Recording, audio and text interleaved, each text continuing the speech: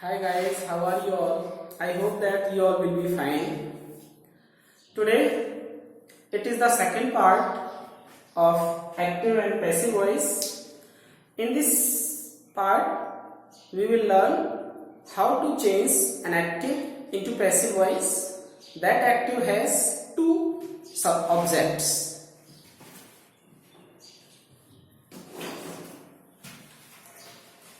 For example,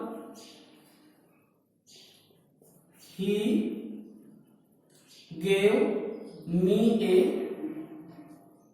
pen. Here in this sentence there are two objects. दो object हैं, but पता कैसे चलेगा?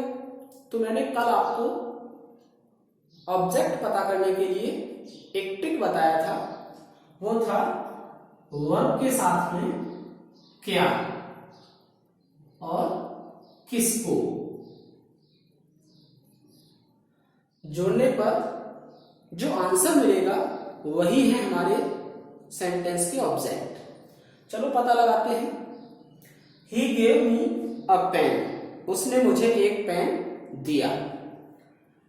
उसने मुझे क्या दिया?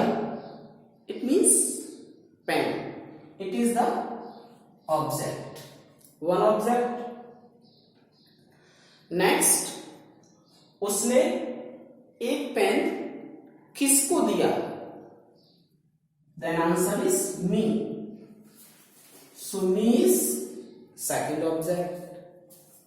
Now we easily find out the object of this sentence.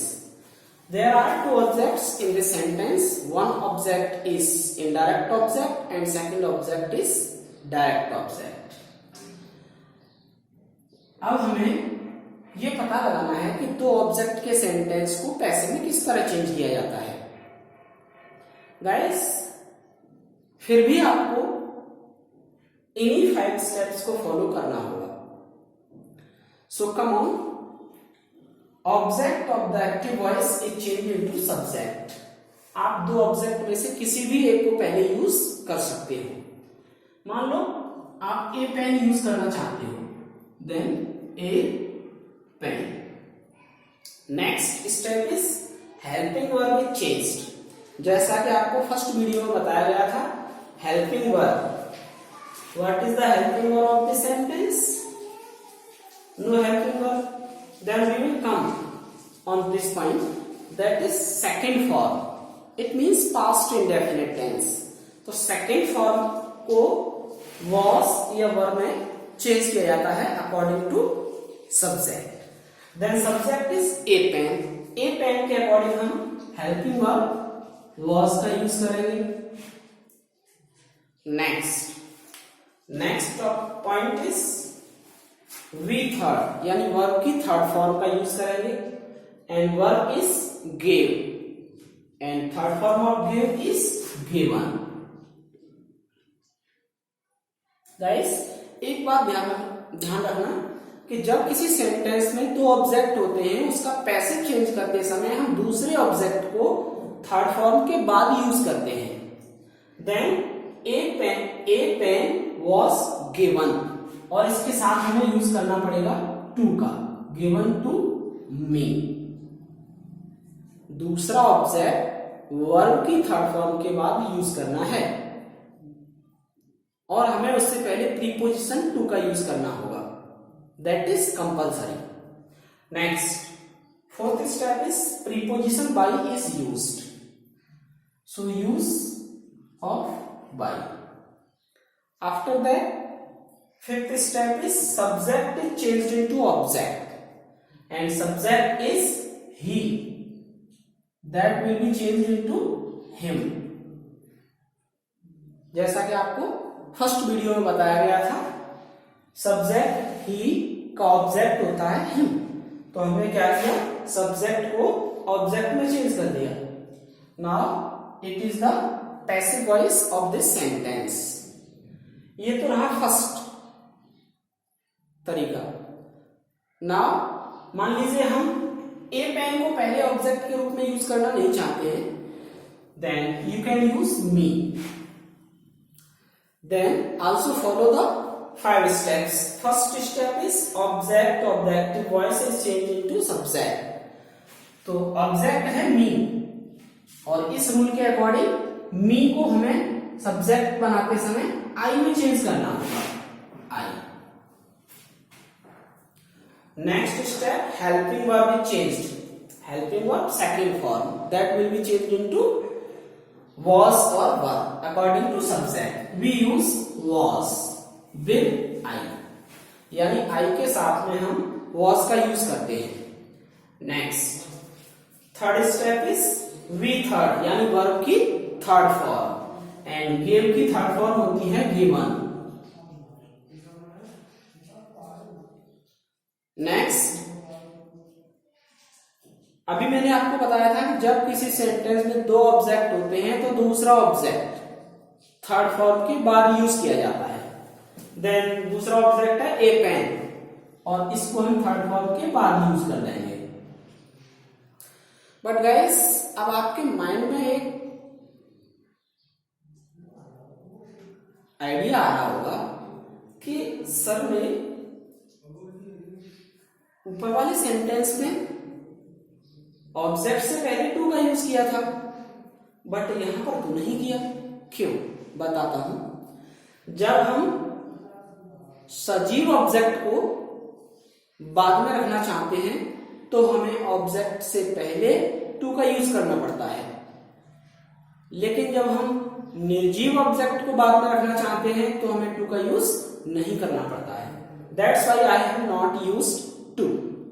Okay, now come on, next step, that is preposition by is used, so use by.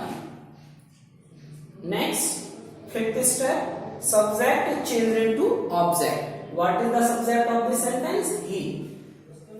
It will be changed into him.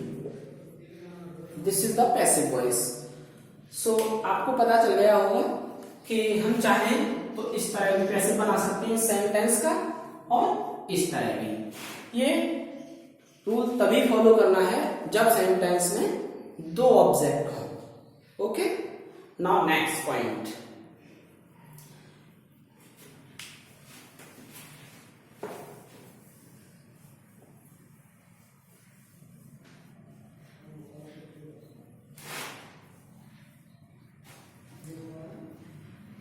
अब हम सीखेंगे किस तरह एक negative sentence को passive में change किया जाता है.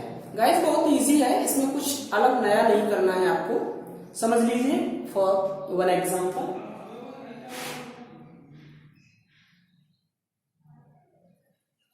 सी does not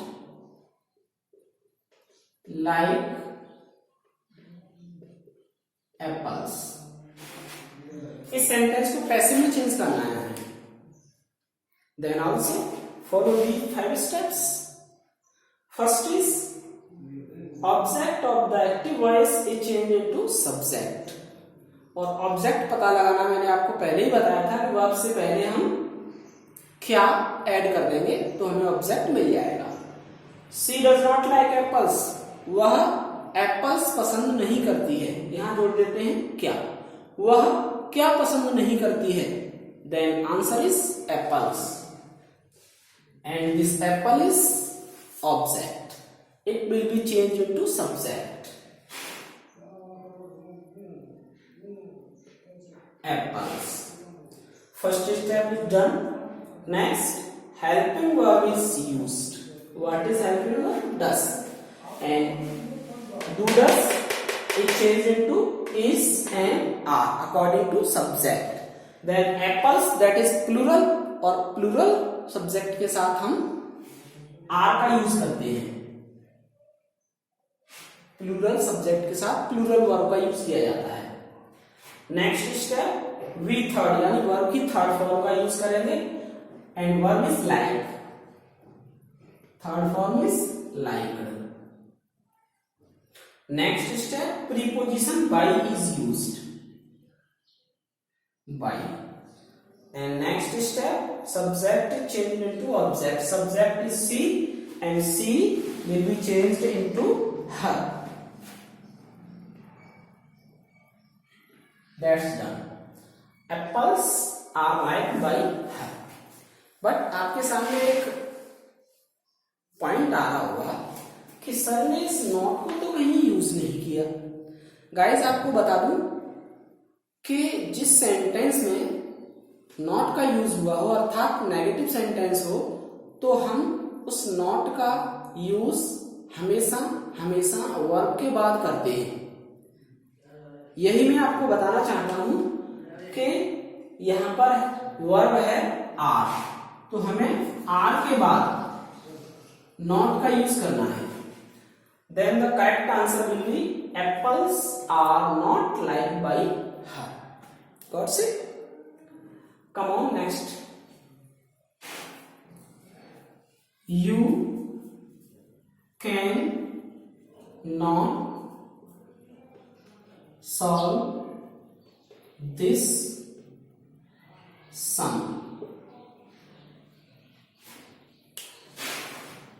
Now change it into passive. Follow these 5 steps.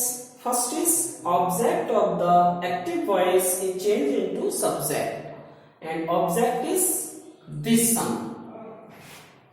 कैसे पता लगाया? वर्ब से पहले क्या लगाकर।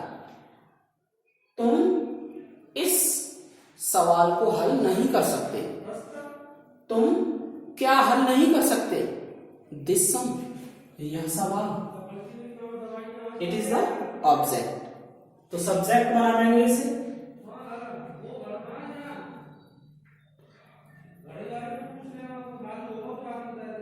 This sum. Next, helping verb is used. Helping verb it means can, और अभी यहां बताया गया था आपको नेक्स्ट वीडियो में, कैन के बाद कैन भी का यूज करते हैं पैसे बनाते समय। This sum can be, but not कहां यूज करेंगे? अभी मैंने आपको बताया था, बताइए। कैन, ओके, कैन के बाद यूज करेंगे not. Be. Next, third form is used, solve की third form solve. Okay. Next step, preposition by. And fifth step, subject is changed into object. You subject है और you का object भी you ही होता है। That's done.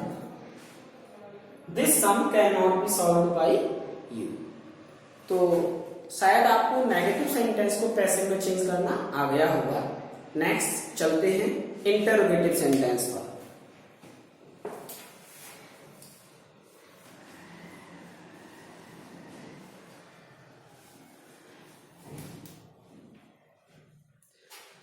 गाइस अब हम सीखेंगे किस तरह एक इंटरोगेटिव सेंटेंस को पैसिव में चेंज किया जाता है। Come on.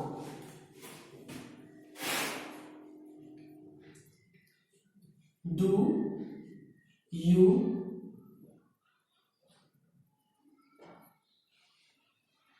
Like her? ये एक सेंटेंस है इंटरोगेटिव सेंटेंस, जिसको पैसिव में चेंज करने के लिए हमें इन्हीं 5 स्टेप को फॉलो करना है। गाइस आप समझ रहे होंगे कि किसी भी एक्टिव वॉइस को पैसिव में चेंज करने के लिए हमें यही 5 स्टेप्स को फॉलो करना है।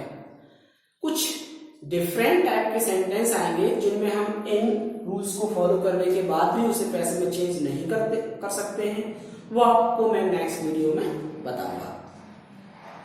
That main topic is this, so pay attention to it. Do you like her? Then first step, object of the active voice is changed into subject. Object is her. Subject में change करेंगे तो हो जाएगा she. Next, helping verb is used. Helping verb do. And do does is used into is am according to subject. तो C के according हम use करेंगे is, है ना guys? but it is not correct, because while we change an active into passive of interrogative sentence, then helping verb is used before the subject, and subject is C. So according to C, we will use is before it. Then it will be is, C. Next step, we third is used, verb की third form, like. Third form is like. Next, preposition by is used. And next, subject you will be changed into object. That is the passive voice of this sentence. Okay. Next, more example. If the sentence has a verb in two parts, then how to change into passive voice? Come.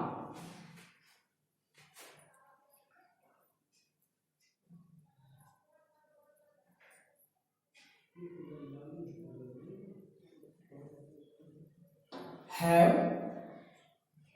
you seen the जू?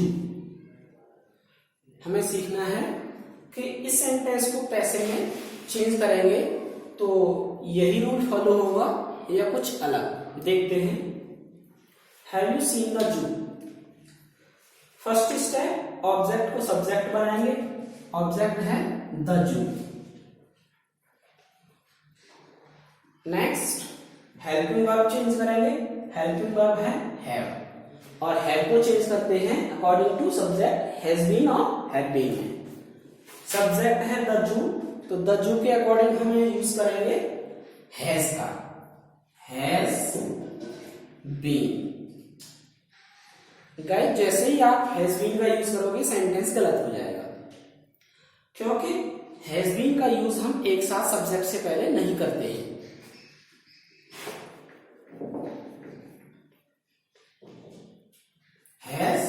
And been, been का use यानी verb के second part का use, helping verb के second part का use always subject के बाद करते हैं।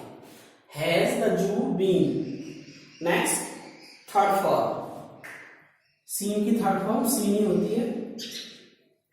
Next, preposition by. And next, subject you will be change into object. That will be the correct passive voice.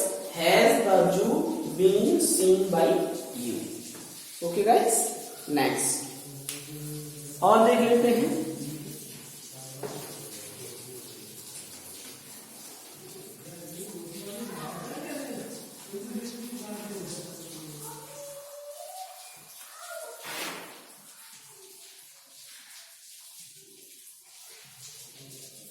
Why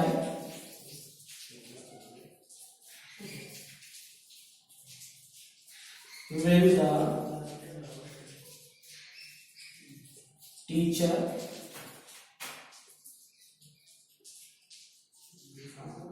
beat Mohan? Guys, in this sentence आप देख रहे हो WHY यानी कि एक क्वेश्चन वर्ड का यूज हुआ है। तो क्वेश्चन वर्ड वाले सेंटेंस को किस तरह पैसिव में चेंज किया जाता है? Come on. फिर भी आपको इन्हीं 5 स्टेप को फॉलो करना होगा। ऑब्जेक्ट को सब्जेक्ट में चेंज करना होगा। Object is Mohan.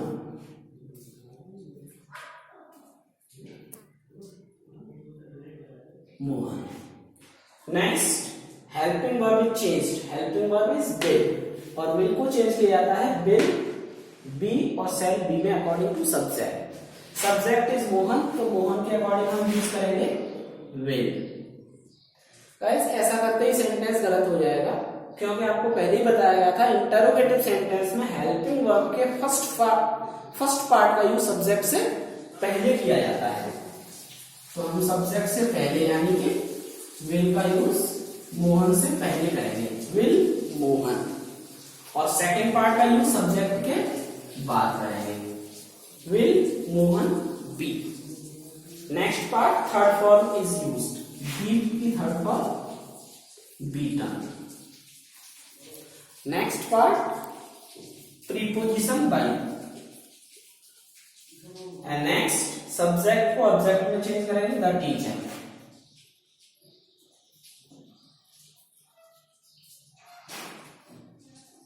अब बचता है वाई, जो कि एक क्वेश्चन वर्ड है।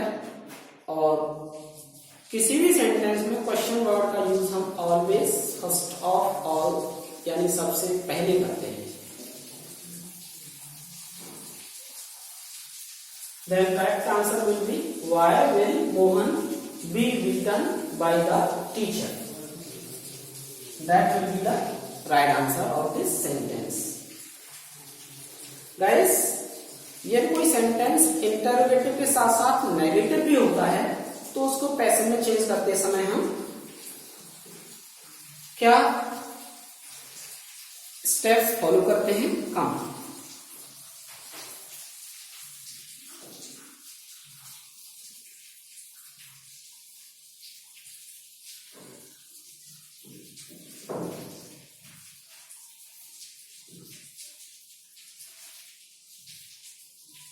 Why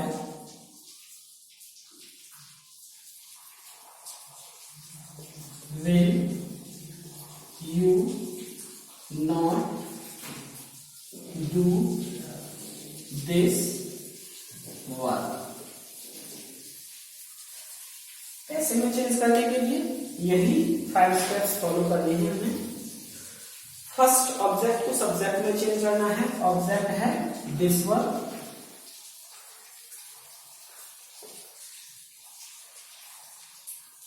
this work. Next, helping verb को चेंज करना है। Helping verb is will. First part पहले यूज किया जाएगा सब्जेक्ट से और सेकंड पार्ट सब्जेक्ट के बाद। Next, third part V third यानी वर्ब की थर्ड फॉर्म, डू की third form done. Fourth step preposition by. And fifth step subject को ऑब्जेक्ट में चेंज करना है। सब्जेक्ट यू और ऑब्जेक्ट भी होगा यू। अब देखते हैं बचा क्या। देन वाई और नॉट। नॉट का यूज गाइस ऑलवेज सब्जेक्ट के बाद किया जाता है, नॉट। और अभी आपको बताया था क्वेश्चन वर्ड का यूज ऑलवेज सब्जेक्ट से पहले किया जाता है। Then the right answer will be why will this work not be done by you? Okay? Next rules हम इसके थर्ड पार्ट में सीखेंगे।